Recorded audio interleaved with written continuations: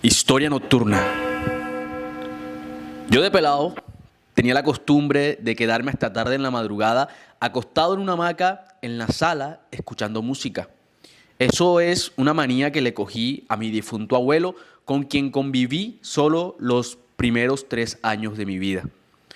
Cuando ya todo el mundo se dormía, como yo compartía cuarto con mi hermana, me salía a eso de las 11 de la noche y me tiraba en la hamaca. Con los ojos cerrados, dejaba en el suelo una grabadora vieja que teníamos en la casa y sintonizaba una emisora que ponía puro vallenato. Ahí me quedaba hasta las 2, 3 de la mañana, cuando mi mamá salía a tomar agua y me regañaba que me fuera a acostar. Bueno, me pasó una vez. Hice lo mismo de todas las noches. Ya yo lo hacía como por inercia. Era como un reloj biológico que me decía: ve, Juancho, agarra la grabadora y vete para la sala. Si no hacía eso, no daba para dormir tranquilo. Esa vez me acuerdo, fue un viernes, como a principios de noviembre.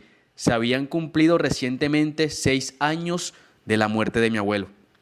Ahí teníamos la costumbre de que esa semana en la casa se hacía oración todas las mañanas antes de tomar el primer tinto y todas las noches antes de irse a dormir. Y además se guardaba completo silencio en la casa, es decir, nada de ruidos excesivos ni andar con bulla de desorden o risas escandalosas. Eso di que fue una petición que hizo el abuelo por alguna cosa que él debía y que hasta ese momento no me habían explicado. Había que hacerlo por 9 años, durante una semana completa en cada aniversario. Esa noche había pegado tremendo aguacero, uno de esos que cuando escampa deja el chirreo incesante del agua saltando desde las canaletas del techo hasta estrellarse en los huequitos de barro que se forman en el suelo. Así llevaba como desde las 9 de la noche. A las 11, que yo me levanté con mi grabadora, se escuchaba un poco más tenue pero constante el agua. Esa noche me levanté con mucho más cuidado que antes, porque mi mamá ya me había dado tremendo sermón de que yo no respetaba la memoria de mi abuelo y que me iban a jalar las patas por desobedecer. Pero yo no sé, a mí qué impulso me daba, que yo no estaba tranquilo hasta que no hacía eso. Quizá era una forma de honrar el vago recuerdo que tenía del viejo, me decía a mí mismo. Pues mi papá me dice que él, cuando yo nací, fui de los pocos nietos a los que cargaba y a los que cogía en las noches, lo recostaba en su pecho mientras se mecía en la hamaca y escuchaba música. Y yo, desde que tengo uso de razón, hago lo mismo. Y no han valido regaños ni que me escondan la grabadora, siempre encuentro el modo, pero hasta esa noche. Yo estaba como siempre en mi hamaca, con la música apenas perceptible para mi oído, pues se mezclaba con el sonido incesante del agua cayendo del techo. Ya por ahí como a las 2 fue que empezó lo raro. Yo generalmente me quedaba dormido, pero esa vez tenía una pesadez extraña, como que algo me olía raro en la sala. Sin embargo, no le daba importancia y seguía con los ojos cerrados escuchando las canciones, pero al rato sentí como unos pasos arrastrarse por el suelo de tierra.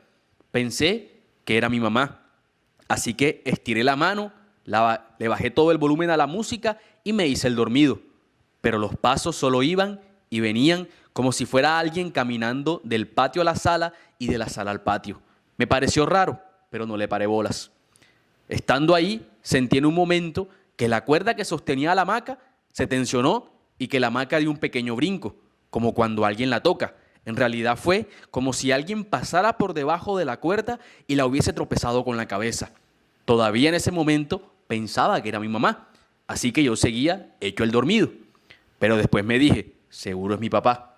Él a veces también lo cogía el insomnio, a eso de las 3 de la mañana, y se iba para la sala a sentarse en un mecedor que él tenía, el mismo que antes usaba mi abuelo.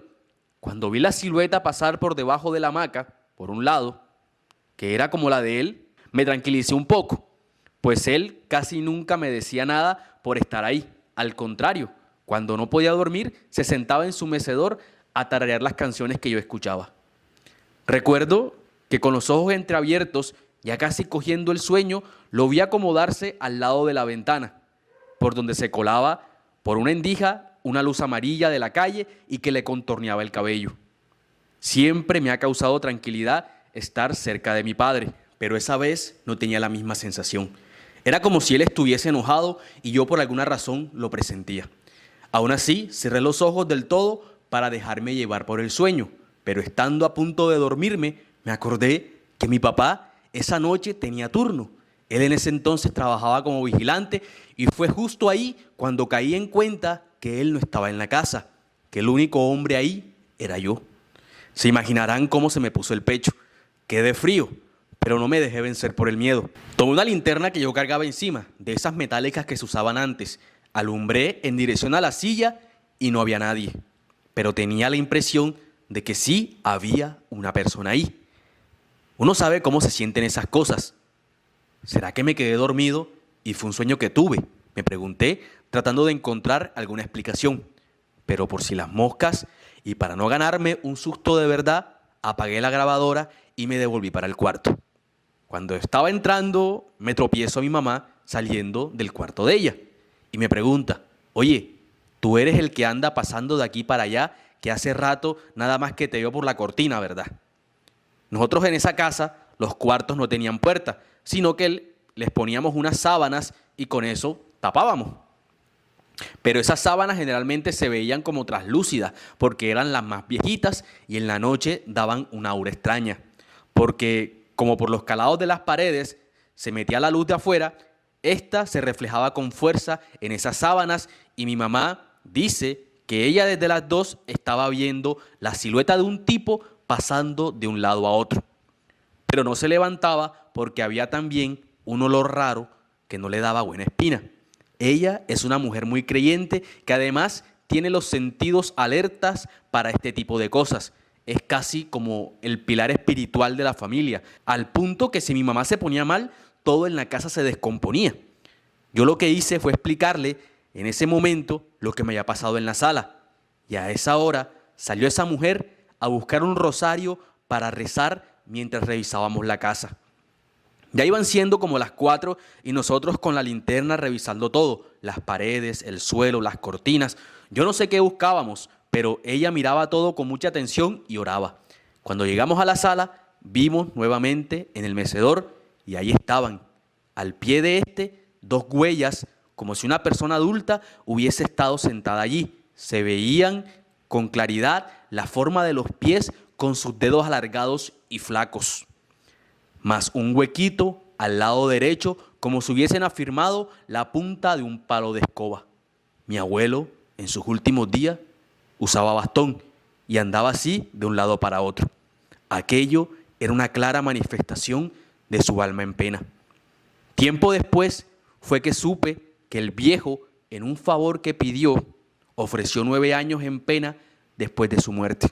La tarea con las almas en pena es que hay que estar todo el tiempo encomendándolas para que encuentren el camino y no se vuelvan una carga. El tema es que si alguna cosa les recuerda su vida en este mundo, se les hace más difícil porque de una u otra forma se aferran a permanecer en los lugares que antes habitaron. Por eso no siempre es bueno repetir sus costumbres o conservar sus espacios tal cual como los dejaron, mucho menos si hay favores de por medio, ya que una manifestación de este tipo no solo trae consigo la energía del difunto, sino que es una puerta para que otras cosas también entren a la casa. Y eso era aquel olor que sentíamos en las noches, el cual duró hasta el año 9 para irse. Lo comprendimos una noche de domingo. Estábamos haciendo la última oración en petición por el alma del abuelo cuando sentimos un estrupicio sobre el techo. Algo pesado pasó rodando tan fuerte que incluso vimos algunas láminas hundirse. Al final solo se escuchó el golpe seco como de un costal de arena cayendo en la terraza. Nosotros salimos a ver qué era y lo único raro que encontramos fue un montón de pelo viejo enrollado en el suelo. Parecían como de animal. Mi papá no lo pensó mucho y le prendió candela, que lo consumió casi que en un soplo. Es inexplicable cómo desde ese momento cambió por completo el ambiente en la casa. Cosas que hasta esa noche nos resultaban imperceptibles se hicieron evidentes. La casa parecía más iluminada y con los días se veía hasta más bonita. No se acumulaba tanto el mugre y los ánimos mejoraron mucho. Incluso mi mamá dice que se le quitó un dolor de espalda que la estaba doblegando. No sabemos exactamente qué fue, pero definitivamente algo malo se fue de esa casa esa noche.